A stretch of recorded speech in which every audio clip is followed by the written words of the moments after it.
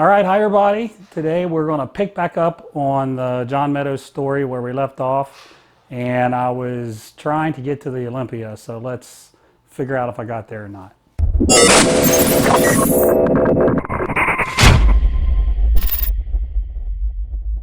All right, hi everybody. So we left off at part 12. This is part 13 of the story. And the last time we talked, if you remember, we talked about I got my pro card and then I did Vancouver and I got 5th place in my pro debut, and then I went to Tampa and I got a strong 3rd place. And there was one show left until the Olympia, and that was in San Antonio.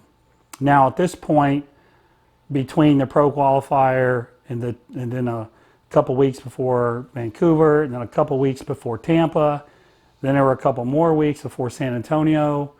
At this point, I honestly felt like I was hanging on for dear life. I could see the pop in my muscles was starting to kind of go away. I was getting a little burnt out, and I was just trying to hang on for dear life. And going into the show, in order to qualify for the Mr. Olympia, I needed a 3rd place. So I was right there. I was right there. And I thought I had a good shot at making that 3rd place spot. So I went to San Antonio, and just as was the case with Tampa, I had a lot of weight to lose. So it was the summer. It was in August, if I remember right, in San Antonio. It was brutally hot. So what I did was I went to the roof of the hotel, because you could go up on the roof. They actually had a swimming pool there.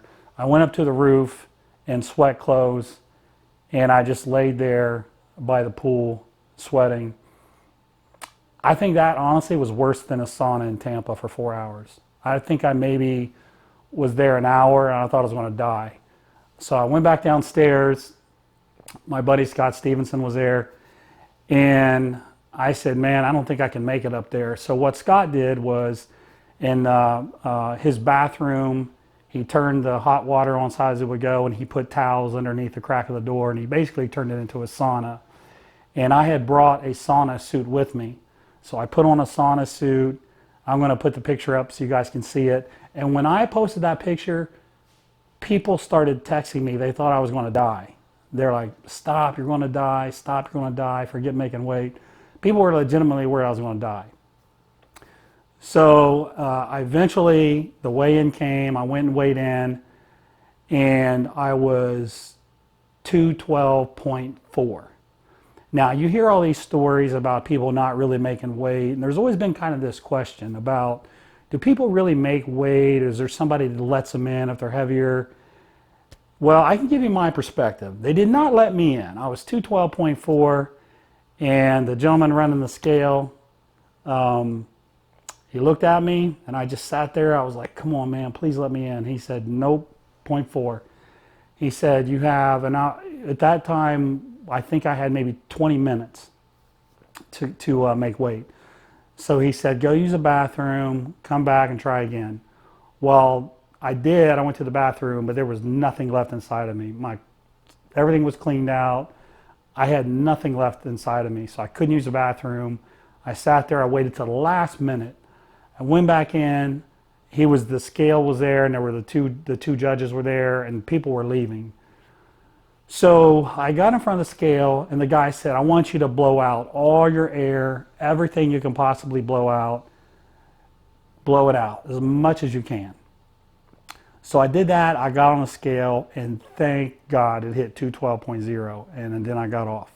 So I legitimately made it, and that was pretty wild. That was pretty crazy, but they said they used to do that in wrestling. So anyway, so I made 212. I was feeling really, really rough, though. I'm not going to say it was as hard as Vancouver. Vancouver was the hardest, but that was pretty brutal.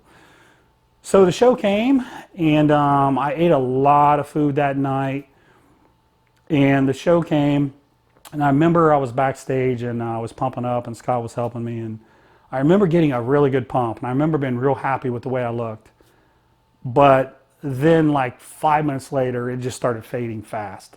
I couldn't keep the pump. So I went out there, and I was in the first call out, but I was on the end, out of 5. So you're 4th or 5th, judging by how you're set up.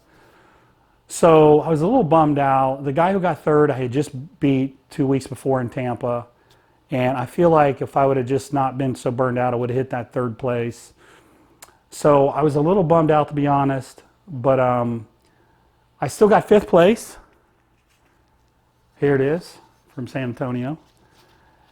So that was my 3rd pro show. I placed in my 3 first pro shows.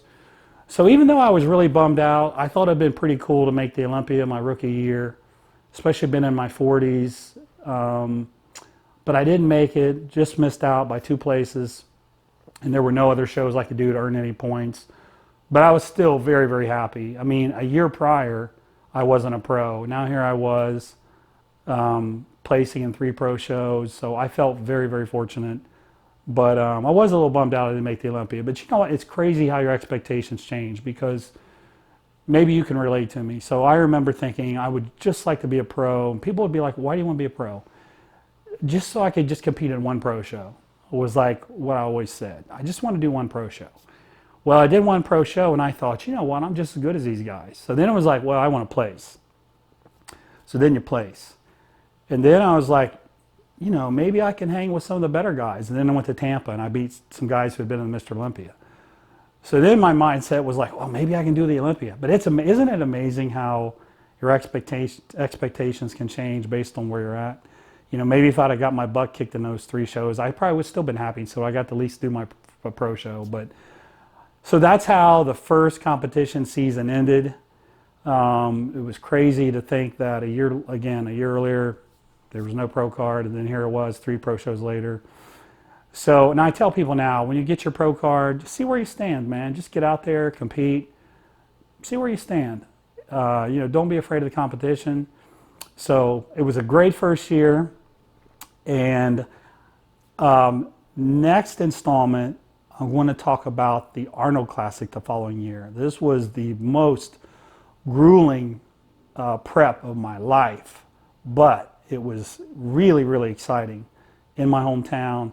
So stay tuned for that part. But that's it for part 13. Thanks everyone for watching. I appreciate it, and we'll talk later.